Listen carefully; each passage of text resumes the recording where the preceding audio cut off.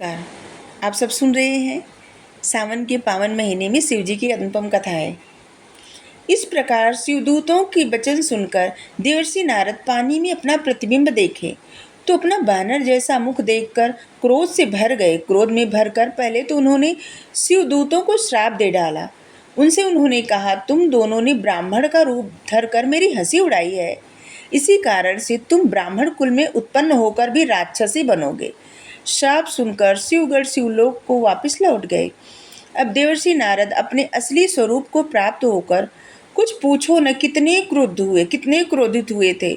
उनके क्रोध का कोई वार पार न रहा। उन्होंने निर्णय किया, या तो मैं विष्णु को श्राप दे दूंगा या अपना शरीर त्याग दूंगा। ऐसा सोचकर नारद जी श्री विष्णु लोक में भगवान श्री विष्णु के पास पहुँचे। भगवान श्री विष्णु को विश्व मोहिनी के साथ बैठे देखा।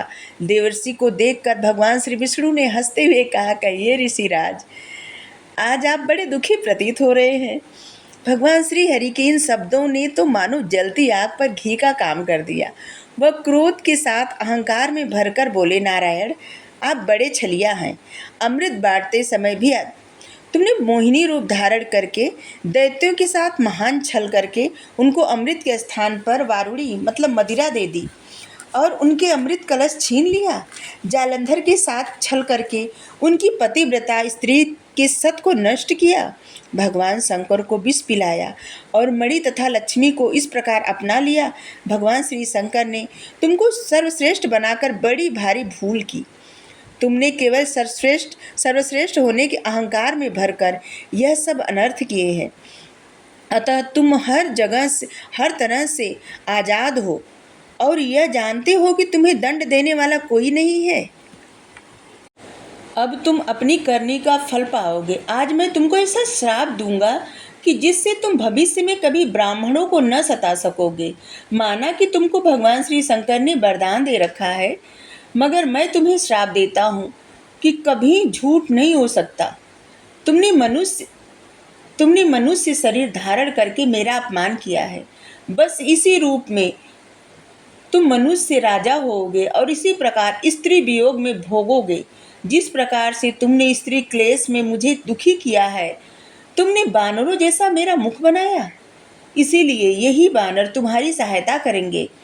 तुमने स्त्री के लिए मेरा अपमान किया है, इसीलिए तुम मनुष्यों की भांति स्त्री वियोग से दुखित रहोगे। भगवान श्री विष्णु ने भगवान श्री शंकर की इच्छा जानकर यह श्राप अंगीकार कर लिया और ठीक उसी समय भगवान श्री विष्णु की माया ने महर्षि नारद को अपने जाल से मुक्त कर दिया।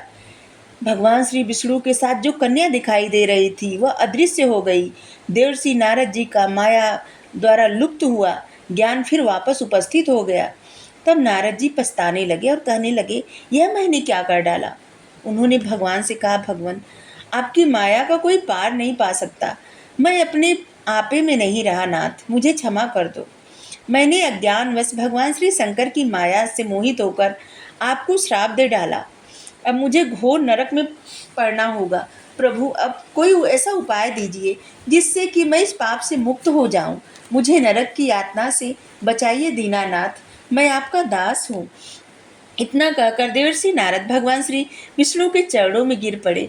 तब भगवान श्री विष्णु ने उनको उठाकर प्रेम सहित कंठ से लगाया और मधुर वाणी द्वारा कहने लगे, नारद जी, तुमने भगवान श्री शंकर का कहा न माना, यह सब उसका परिणाम है। वह पर ब्रह्म सच्चिदानंद सत्वरज तुमसे परे हैं, निर्गुण निर्विकार हैं। उन्हीं के वरदान से मैं सर्वश्रेष्ठ बना हूँ। इसलिए अब तुम जाकर भगवान श्री शंकर का ध्यान करो। उनकी दया के बिना परम पद की प्राप्ति नहीं होगी। उन्हीं भगवान श्री शंकर ने तुम्हारे मुख से तुम्हें श्राप दिलवाया है।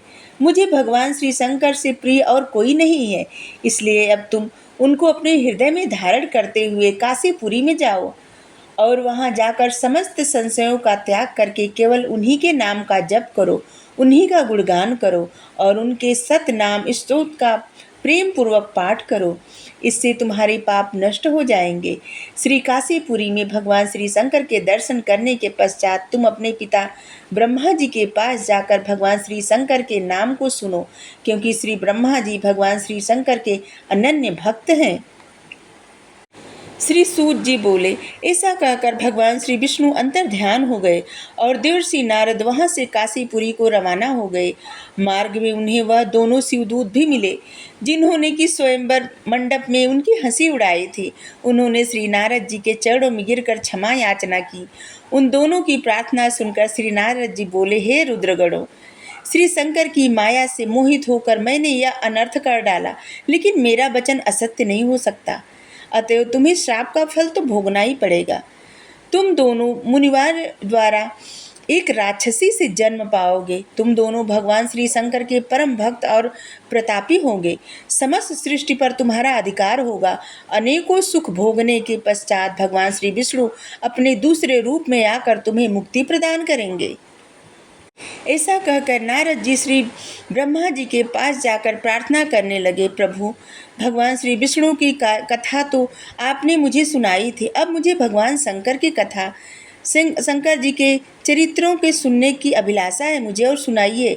मैं जानना चाहता हूँ कि सदाशिव सृष्टि के आदि में किस रूप में आते हैं, सृष्टि के मध्य में उनकी कौन सी लीला होती है, और सृष्टि के अंत में अर्थात सृष्टि के प्रलय काल में वह सदाशिव महेश्वर कहाँ निवास करते हैं और प्रसन्न होकर अपने भक्त को क्या देते हैं। आप भगवान सदाशिव के सभी चरित्र मुझे सुनाएं।